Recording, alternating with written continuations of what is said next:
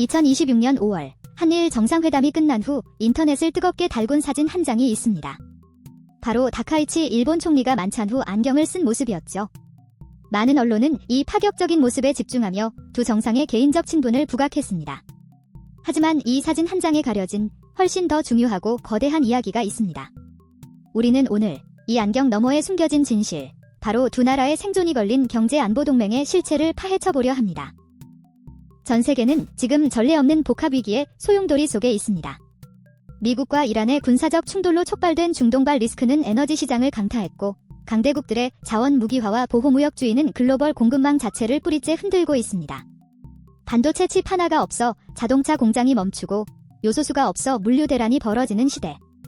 더 이상 어느 한 국가도 혼자서는 생존을 담보할 수 없는 그야말로 각자 도생의 정글이 펼쳐진 것입니다.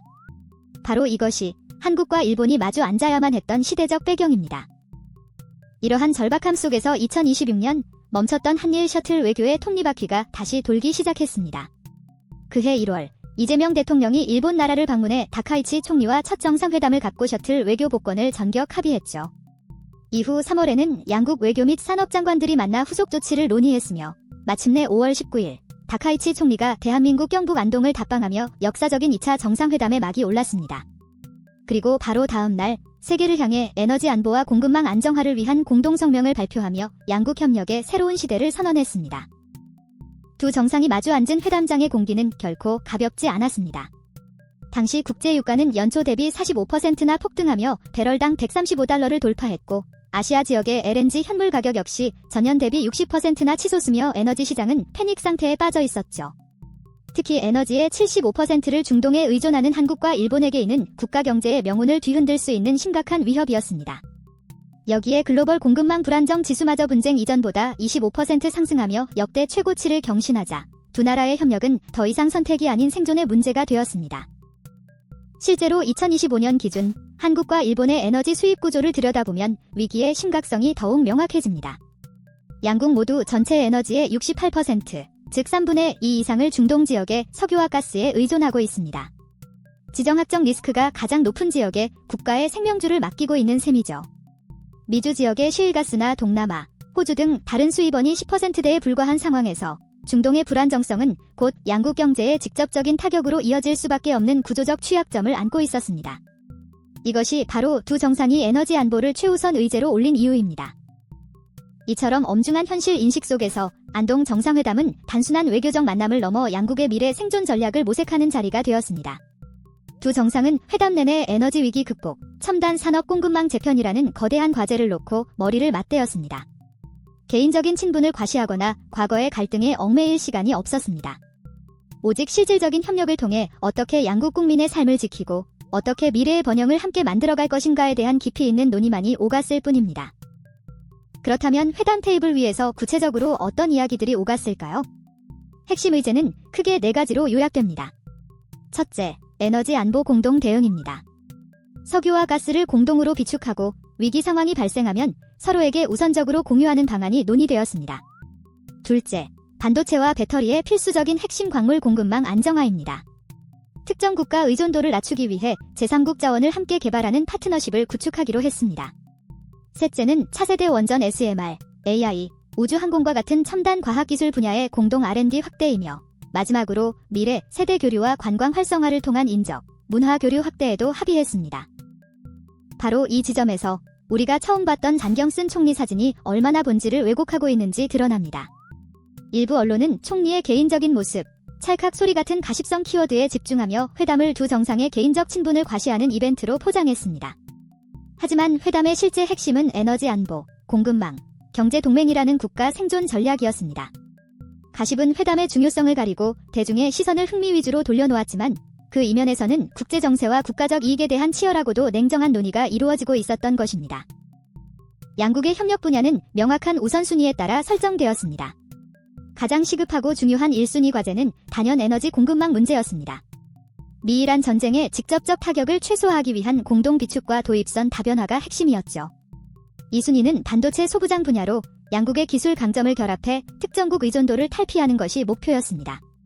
3순위는 전기차 시대의 쌀이라 불리는 배터리 핵심 광물 확보, 4순위는 에너지 안보와 탄소 중립을 동시에 잡을 미래 기술인 차세대 원전 SMR이었습니다. 마지막 5순위로는 고령화라는 공통과제에 대응하기 위한 바이오 헬스케어 분야가 꼽혔습니다. 에너지와 자원 문제 해결은 단순한 경제 문제를 넘어 국가의 산업 경쟁력과 직결되는 문제입니다. 특히 반도체와 배터리 같은 첨단 산업은 안정적인 에너지 공급과 핵심 광물 확보 없이는 단 하루도 가동될 수 없습니다. 이번 정상회담에서 양국이 공급망 문제를 집중적으로 논의한 것은 두 나라 모두 제조업 기반의 수출 중심 경제 구조를 가지고 있다는 공통점에서 출발합니다. 결국 안정적인 공급망을 함께 구축하는 것은 양국의 산업 생태계를 지키고 미래 먹거리를 확보하기 위한 가장 확실한 투자라고 할 수 있습니다. 글로벌 공급망 위기는 복합적인 원인에서 비롯됩니다. 우선 미이란 전쟁과 같은 지정학적 리스크는 중동의 에너지 수송로를 위협하고 원자재 가격을 급등시킵니다.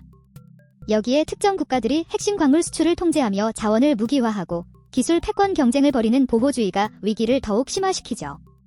기후 변화로 인한 자연재해나 팬데믹 같은 예측 불가능한 변수들도 생산과 물류에 큰 차질을 빚게 합니다.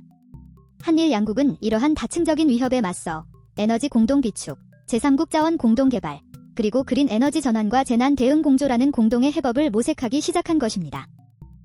이러한 경제 안보 협력 강화는 양국 교역에도 긍정적인 영향을 미칠 것으로 전망됩니다. 2023년 잠시 주춤했던 양국 교역액은 2024년을 기점으로 다시 회복세에 접어들었으며 2025년에는 865억 달러 수준까지 올라섰습니다. 그리고 이번 정상회담을 계기로 공급망 협력이 본격화되면서 2026년 교역액은 마침내 910억 달러를 돌파할 것으로 예상됩니다. 이는 단순히 숫자가 늘어나는 것을 넘어 양국 경제가 서로에게 더욱 필수적인 파트너가 되어가고 있음을 의미합니다. 위기 속에서 찾은 협력의 기회가 경제적 신뢰 회복과 공동 번영의 선순환 구조를 만들고 있는 것입니다. 물론 이러한 장밋빛 전망이 현실이 되기까지는 넘어야 할 산이 많습니다. 하지만 중요한 것은 두 나라가 위기 극복이라는 공동의 목표를 향해 나아갈 로드맵을 그리기 시작했다는 점입니다. 안동에서의 만남은 그 첫걸음이었습니다. 양국 정상은 단순한 악수를 넘어 미래를 향한 굳건한 약속을 교환했습니다. 이 약속이 구체적인 정책과 실질적인 프로젝트로 이어질 때 비로소 한일 경제 안보 동맹은 굳건한 반석 위에 서게 될 것입니다. 양국 국민 모두에게 이익이 되는 방향으로 나아가기 위한 노력이 계속되어야 합니다. 이러한 경제 안보 파트너십은 4단계의 체계적인 과정을 통해 구축됩니다. 1단계는 글로벌 공급망 위기와 같은 공동의 위협을 명확히 인식하고 대응의 필요성에 합의하는 것입니다.